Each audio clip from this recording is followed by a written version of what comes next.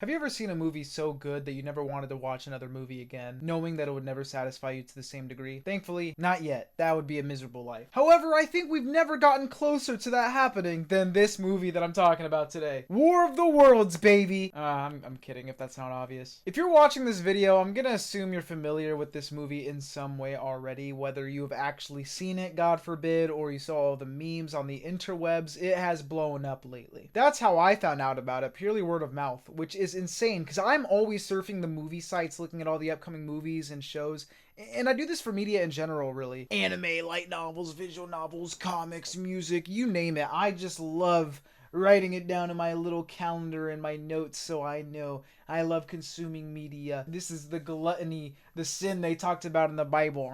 So I was disappointed in myself. I cannot believe that I let this be unwatched by my eyes for 2 whole weeks. But if you haven't heard of it at all, I will let you know. War of the Worlds is a movie released on Amazon Prime Video on July 30th, 2025. Based on H.G. Wells' 1898 novel, The War of the Worlds. Crazy, same title. And directed by Rich Lee, who I didn't recognize off name. I checked his Wikipedia. He seems to be mostly a music video director at heart. This is his only film, but he did do 2 TV shows. It was produced by Bazalev's company and Patrick Aleo Productions. If I'm getting those wrong, just let me know. It was distributed by Universal Studios. Okay, I'm not gonna lie. I'm gonna skip past the rest of the people who worked on this movie and just mention our lead actor, Ice Cube, who we will spend plenty of time talking about today. Let's save him for later. I know I just said let's talk about him, but whatever. You know, it's like setting aside your favorite part of the meal for after the mushy peas or whatever people that aren't Mexicans eat. Also, this is not a video of me just explaining the plot,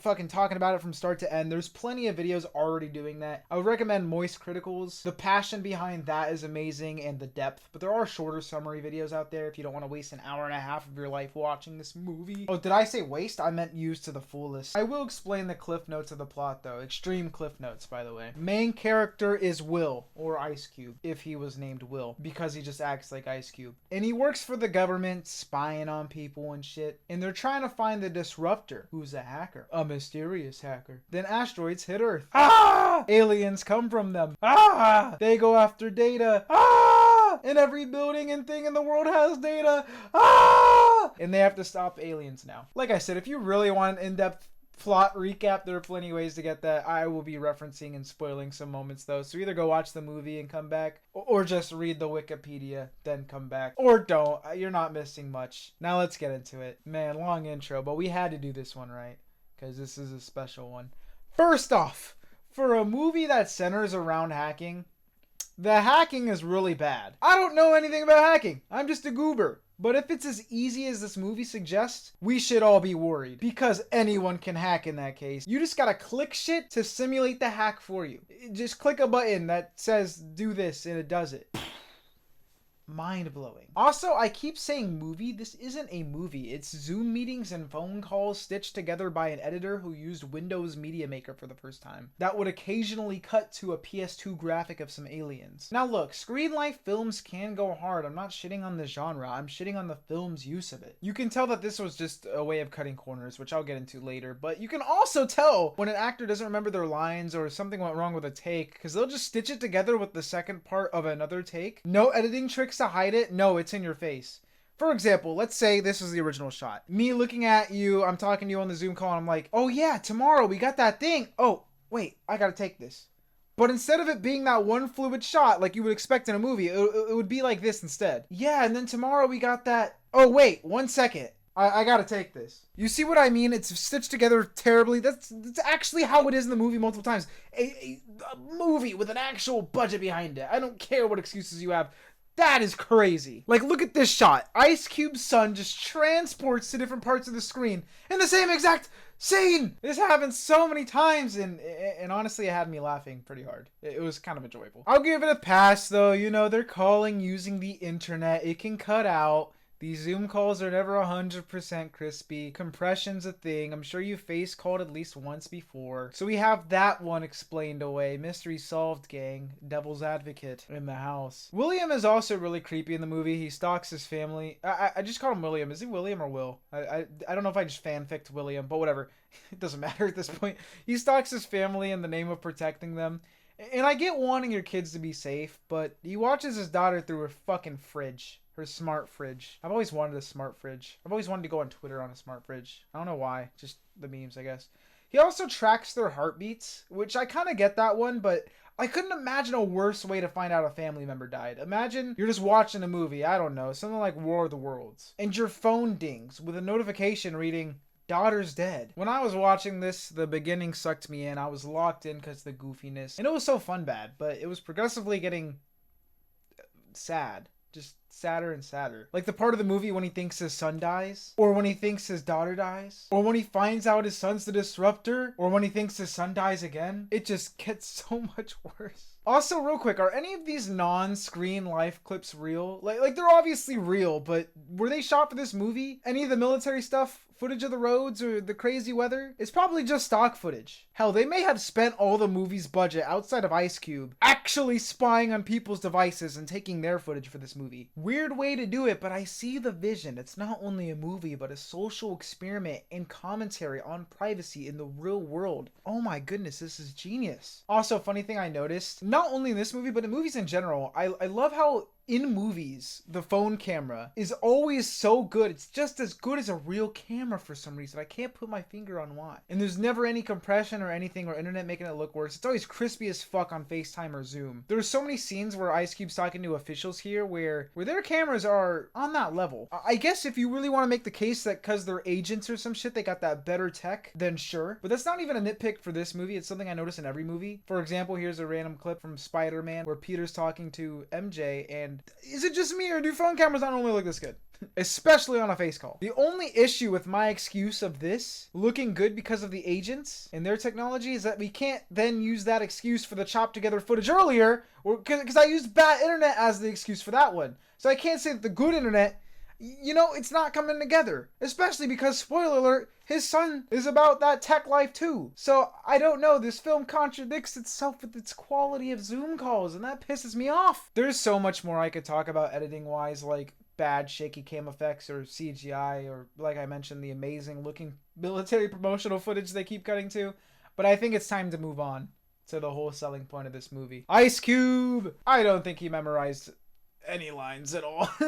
There's so much voiceover and cut up edits. Anytime he's not on camera, it's so monotone. You can also tell that a good chunk of these lines, rather than being the original version, were ice cubed. Just the overall verbiage, some of the cursing and the mannerisms, I imagine for some reason that maybe the will in the book was not like that. But I don't know, just a hunch, just a feeling.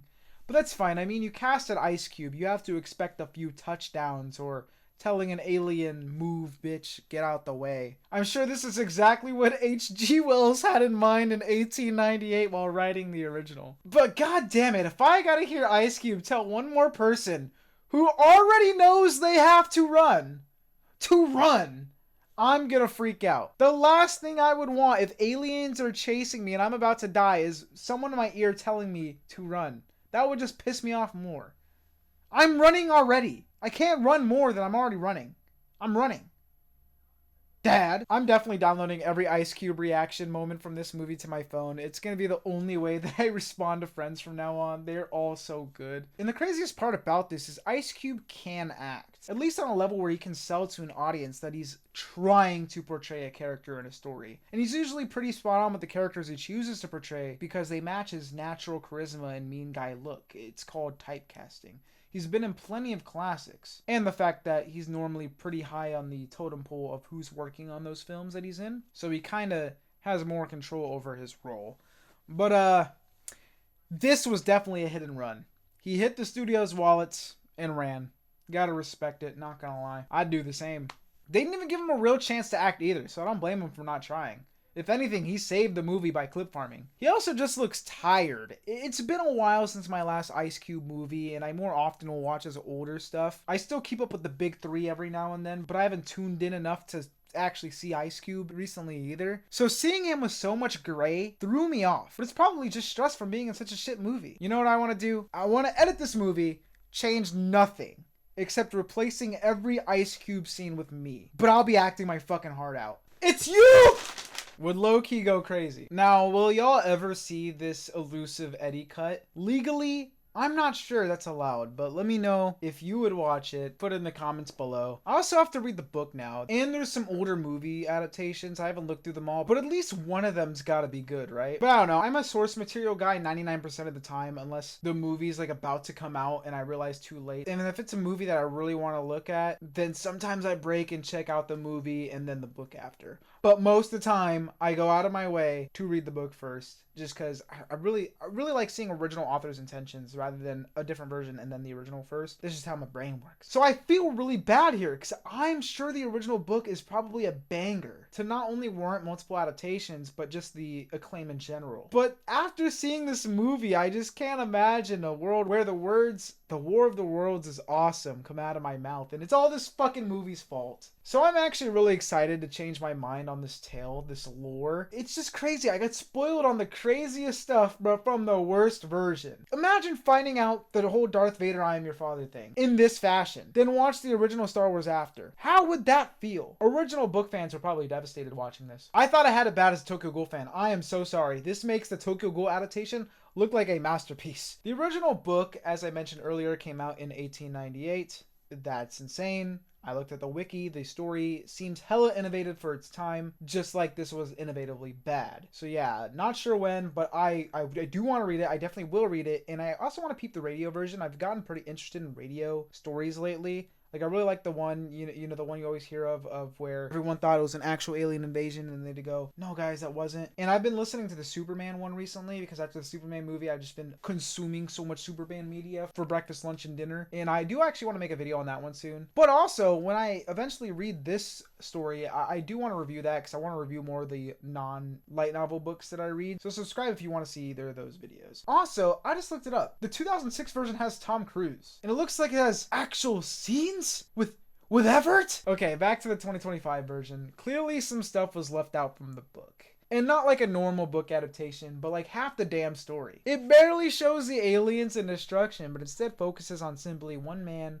protecting his family. Which sounds great as an idea. Okay, I like it. All this crazy stuff is going on, but we're gonna focus on a more intimate story within a larger world. That is potentially amazing. It obviously sucks here. But is that how it is in the book, or does the book focus on both? Well, no, there's no point in me asking because the book seems a lot different anyways at its core from what I read, due to it, from what I was looking at in the wiki, due to the time it came out and it being Martians instead and all this other context. So I'm gonna stop questioning the book. I'm just gonna go into that with my mind emptied of anything from this movie and just pretend this is not the same thing. It's not. It's not even supposed to be derivative of it at all, you know? They just happen to share a similar name. Who cares? At the very least, he's got to leave his room more than once, right? Speaking of Ice Cube not leaving his room, which is still such a finesse as an acting gig making millions, just sitting in a chair and yapping. Because I do that, and I don't get paid, I just get made fun of by the YouTube comment section. But later in the movie, just as I thought we were finally getting the biggest plot twist of Ice Cube actually leaving his room, they shoehorn in an Amazon ad in the least sneaky way possible. Insanity. Long story short, they needed a USB to defeat the aliens. Ice Cube had 0 USBs on hand, so an official Amazon order had to be made to get an Amazon drone to his house ASAP with a USB to stop the aliens. Real hack-like, real stealthy here. Hey man, if it was that fast IRL, that'd be great. Don't get me wrong, I love the convenience of Amazon Prime. Not an ad, by the way. I just, you know, like a lot of people, I actually use Amazon Prime because I'm weird. I don't like interacting with people. If I can get my stuff delivered to me, I'm going to do it. But it isn't instant. They don't even have same day delivery anymore. Sometimes they even push it. Instead of overnight, you got to wait 2, even 3 days for your package sometimes. Oh my God, man. But man, if it was right away like that, because I don't think I've ever actually seen Amazon drone before. Is this actually how they be delivering things? Sorry, I'm so gobsmacked by how good this movie is. I'm jumbling over my lines. I say lines like I'm the fucking actor. Did anybody watch this and it made them start paying for Amazon or something? Heck, to watch this, you already had to have Amazon. It's an Amazon movie. Although, to be fair, we know, and Amazon probably knows, that this movie is not only being watched via Amazon. No one's buying an Amazon account just to watch this. And that's why I'm like, would anyone watch this and then pay for Amazon? I just don't see how this has led to any more Amazon usage. With the amount of Amazon yaps, sometimes I forgot I was watching a movie and thought an ad was playing, which would throw me off because I pay for Prime, as I've mentioned, and I'd be like, oh man, I didn't know this was free for ads. I thought it was a free movie because I have Prime. Oh, never mind. This is the movie. When Ice Cube did eventually get out of his room, we got the greatest looking alien scene in modern cinema, and that's when I knew we were watching a classic. Sure, I could go on for eons about like plot holes, or at least what I perceive to be plot holes. Who knows? Maybe this is the tightest script in fiction and I'm wrong. Like, what do you mean uploading a zip file to YouTube doesn't just automatically turn into a video with your face edited, ready to expose government secrets? This never happened to you? I'm a YouTuber and I hate when that happens. I always gotta fix videos like that. YouTube Studio just has a mind of its own sometimes. Couple more things I wanted to mention before ending it. I know I didn't want to talk about the actors outside of Ice Cube, but I will offer a teensy bit of praise here if I must. I would honestly say the daughter, I don't know the actress, but she is the only one here that attempted a performance in any way possible. Maybe that's just due to it being easier when your character's dying. I don't know. I just really don't know. Next, let's talk about the music, because most movies, I can't remember the last movie where I didn't come out of it remembering at least one smidgen of the OST, whether it's because of a scene or if it's a song with lyrics really catchy or just a moment hitting hard and the music helped it. Here I remember nothing. I'm not kidding either. It's not exaggeration. I remember zero musical notes. Guess I'm gonna have to count down the days for the official War of the Worlds album on Spotify to drop. They couldn't have even gotten Ice Cube to drop a track for it. What are we fucking paying him for? Just have the hook be something like War of the Worlds, War of the Worlds, man against man within a War of the Worlds. See, the irony is that despite it being a War of the Worlds, it's still man versus man. Fucking genius. My delivery was supposed to imitate how Ice Cube would have done it. Maybe he would have changed it a little bit. Ice Cube, if you want to work on, this together, I got you. I'll write it. You can just perform it. And we can put this on the re-release of the movie. Because it's definitely getting a theater release after this. Success. I just feel like a song would have exponentially multiplied the film's memeability. It would have been like Eminem's theme for Venom. But imagine instead of Tom Hardy, Eminem was the main character and Venom didn't look good and he fought Riot through solitaire or something because it's a Screen Life movie. And still no Spider-Man because Sony's weird. Alright, let's talk about the development of this movie. I think what happened, my little fan theory, was that it was the height of the pandemic. Amazon was desperate to get something out. Not even something great, but at least okay. Something watchable to put on their platform. But then they realized they bit off a lot more than they could chew, and they said, nah, never mind, and shelved the film. And then a few years later said, fuck it. And that's probably after adding all the Amazon shit, because they realized any publicity is good publicity, and maybe knew that the movie would blow up because of how bad it is. And hey, I'm glad another film was saved from becoming lost media, because I think all art is valid as long as it's not breaking any laws, at least. See, Warner Bros., whether a movie's bad or good, it deserves to be seen. And who knows, maybe it'll become a huge success off of how bad it is. Please, just give us Batgirl. So I was reading the Wikipedia for this film, and I don't even bother to look if it was the director or someone else. So somebody on the fucking team said they wanted, I didn't get the whole quote, but something about they wanted to have the look of a commercial event film, but at the budget of a contained thriller. What the fuck does that even mean? Because you paid for fucking Ice Cube to be there. If I want to keep that tight budget and not bloating it up, I'm not getting someone like Ice Cube. I'm getting a lesser known actor who's known for more than just being Ice Cube. This allegedly had a budget of $65 million. And I know that's not the big Hollywood, almost $500 million money laundering type of money, but here on the screen, I'm showing you a few recent movies with that budget or less. But Eddie, this movie was done during COVID. Okay, fuck it. Here's some movies from COVID with a similar budget. Now, despite your opinions on any of these works I just used, because I get it, Jackass Forever is kind of a crazy comparison, but it's less about the movies themselves. I could have used other movies to make my point. These are just the first that came to mind fitting the criteria for my point. And what is my point? That despite how these films came out, they are very clearly films with that budget or less. $65 million isn't this college film class assignment budget. It is an amount of money unfathomable to many. Now, I know it could be less or more. I don't know. I don't fucking work at Amazon, thank God. But my point still stands, especially when your project comes out like this. Don't make it sound like making whatever the fuck you made on this budget was some triumphant, groundbreaking achievement. Even if it came out better than it actually did, it still wouldn't be anything to fucking hit home about. Sorry for that passionate rant. I just hate budget talk when it comes to movies, unless it's something like Godzilla Minus One, where it actually was impressive for what the budget was. Because even on that case, the director had to say, no, it was actually less than you guys think. And we still made a banger, one of the best movies of the year, and one of the best Godzilla movies ever. But, you know, I digress. Now, this would be a good time to mention that I have the curse of always thinking of context of movies. Like, for example, this one being done in COVID or whatever. It still doesn't save this one, by the way. It's just something that I always have at the back of my mind. And this is a separate topic that maybe I'll make a whole video on, but we'll talk about it a little here. Because sometimes I see people shit on directors as if a movie was their full intended art piece from front to back and they controlled every little detail. And it's like, no. There's whole teams of people working on it, investing in it, profiting off of it, money laundering off of it, etc. So I'm just gonna say, I have a feeling in this, something may have gotten in the way of the original vision. Was the original vision great? I don't fucking know. I don't even know how much better this could have been off of this iteration of the film. I feel like any improvement would have to be done from the ground up. I genuinely see no way that this version could be better. But I digress once again. Back to what I was saying earlier, instead of pretending that this just has nothing to do with War of the Worlds, can we just pretend this is like the Spaceballs version, a parody? Because then I don't think my perception of the story will be ruined when I read the actual book. Now, is this the worst movie ever made? I don't know. I've seen plenty of shitty random ass movies in my day. But this one, unlike something like Axum, actually had a budget and has actually been seen by more than like 3 people. So is this the worst well-known movie in recent times? Probably. And would I recommend it? No. Not if you're alone, at least. I enjoyed it alone because I already expected some of the meme moments going in, and I was thinking about how funny making this video was going to be. But I imagine if I was alone and this wasn't for a video and I actually just wanted to watch a good movie on a night or something, I would have been pissed. However, if you're with friends, top tier.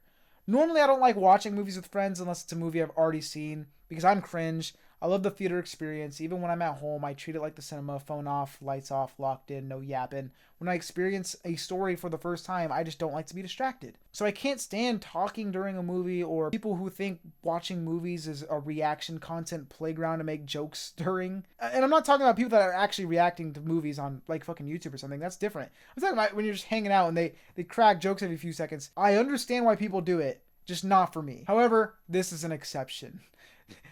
I would definitely do it to this, and bad movies in general I think is a different scenario. Yes, I get it. I'm annoying. I'm boring. I understand. But hey, like I said, if you want to watch a movie like this with me, I'll yap with you all night long. All in all, I love and hate War of the Worlds. I hate it as a movie, but I love it as an experience. Hell, I'm surprised this actually made it out of the editing software as a coherent, followable plot. I gotta applaud them. I understood what was going on just fine. I can't imagine how the editors felt getting all this footage. Or screen recordings, and they had to make it into something understandable. Maybe because the movie is just a script reading and a Zoom call, but everything in my mind, all my thoughts going into this just made me assume that nothing would make sense. But I actually understood it. There was a plot there. Was it good? No. But was there a storyline? Yes. So good job.